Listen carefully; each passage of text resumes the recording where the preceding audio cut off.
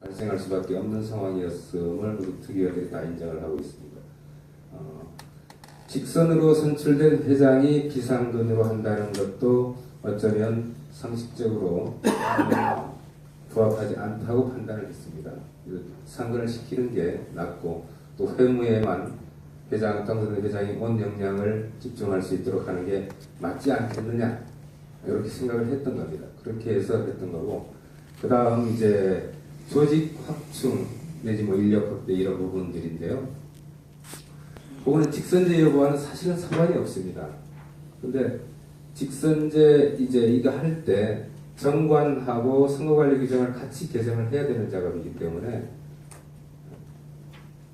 하다 보니까 일이 좀 커진 겁니다. 저희들 너무 일 영역이 좀 넓어진 거예요. 그러니까 1단계, 2단계로 해서 직선제 완료한 다음에 그 다음에 조직강화 특별위원회가 추후로 또 그거 일을 해나가야 된다든지. 물론 그럴 수 있습니다. 근데 지금 그 외에도 단순히 인건비가 올라가는 문제는 직선제 여부와 상관없이 당장 내년부터라도 이게 적용을 해서 해야 될 부분들이고요.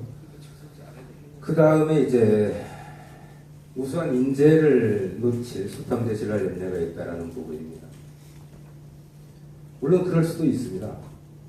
당연히 우리 특위에서 그런 문제가 있었던 내용이고요. 그럼에도 불구하고 저희 특위에서 겸직 금지를 했던 이유는 회무에 충실할 수 있는 회장을 원했다라고 이해를 해주시기 바라겠습니다. 그리고 이제 이런 제안을 회원님 의견처럼 규정을 명확하지 않고 양을 보면 나는 시간이 많으니까 상근하겠습니다. 거주행위는 나는 비상근으로 해서 하겠습니다. 돈 안 받겠습니다.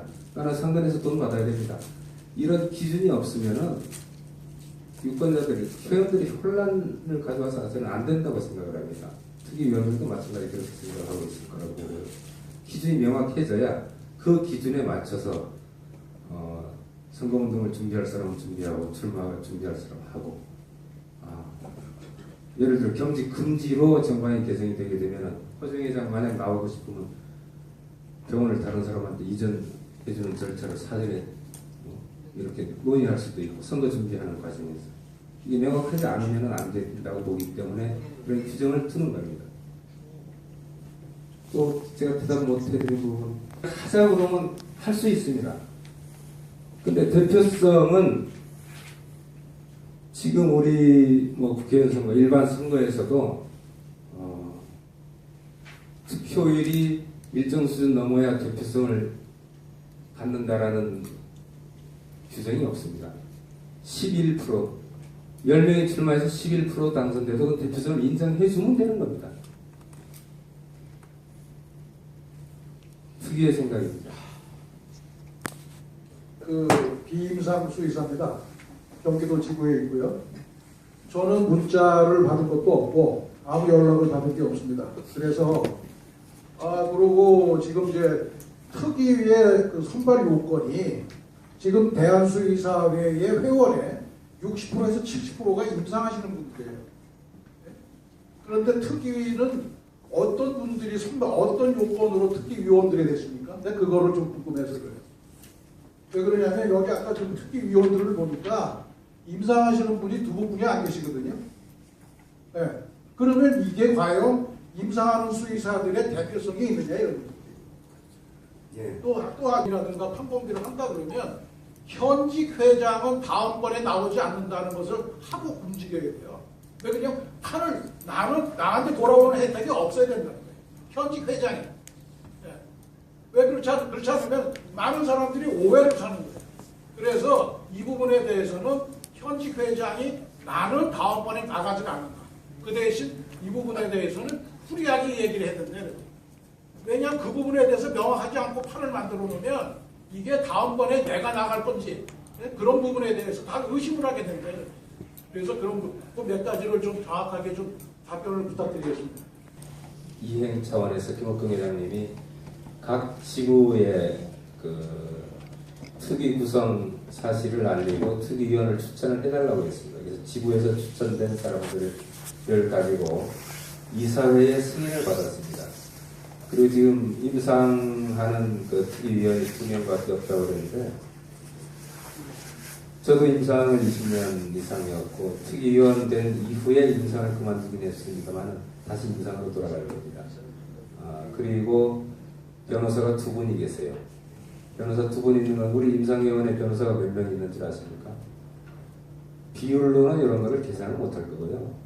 어떤 그 의도 내지 자기적으로 이런 그 특위위원을 구성한 것은 아닙니다. 각 지부장들이 추천한 사람들을 가지고 이사회의 승인을 받은 내용입니다. 두 번째로 아까 직선제와 이제 뭐 상근, 비상근을 같이 논의하는 게 부적절하다고 하셨는데, 저희 특위의 생각은 전혀 그와 다릅니다. 아까 앞전에 제가 설명했다시피 직선제로 하면서 비상근 하는 거는 제가 볼 때 상식적으로 맞지 않다. 비상근 할 임원을 직선할 이유는 저는 없다고 봅니다. 그 다음에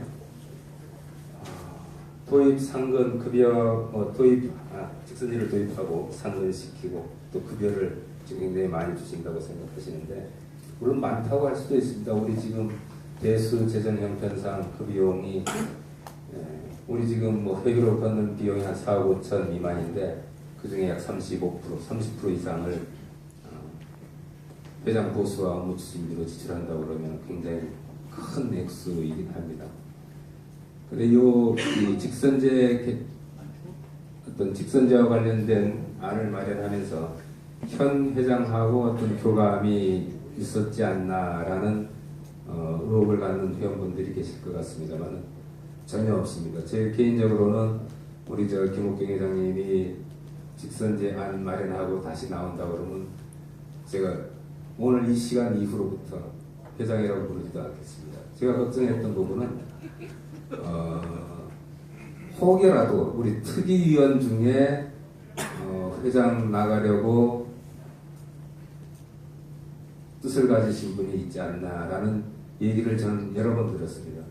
근데 저는 회장 나갈 수도 있겠다고 생각을 했는데 지금 말씀드리니까 제가 나가면 도저히 안 될 것 같네요. 우리 김국경 회장님 혹시 출마하실 생각이 있습니까? 답변 아까요.